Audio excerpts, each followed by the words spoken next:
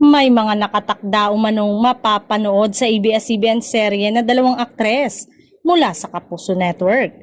May mga bago nga kayang magiging kapamilya. Bongga pa rin ang ABS-CBN dahil marami pa ring loyal na kapamilya ang walang planong layasan sila. Sa katunayan, may mga stars na nakatakdang lumipat sa ABS-CBN at ipapakilala sa darating na araw. Wala umanong exclusive contract sa dalawang network ang dalawang star. Kaya pwede umano silang magpalipat-lipat kung saan may magandang offer. Ngayon pa lang ay curious na ang ilan kung saan makakasama sa teleserye sa Kapamilya Network.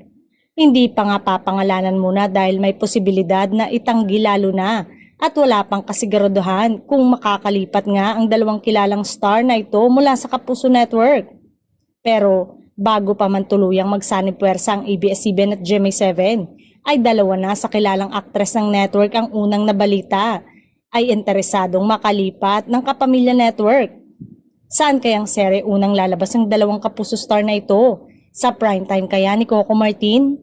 Samantala, hindi naman nabago ang paglipat-lipat ng mga stars lalo na ngayon na nagsanib puwersa na ang ABS-CBN at GMA Network. Pero pagdating sa mga aktres at aktor nila at mga A-lister o nangunguna sa kanilang network ay malaking issue pa din lalo na sa mga fans ng dalawang network.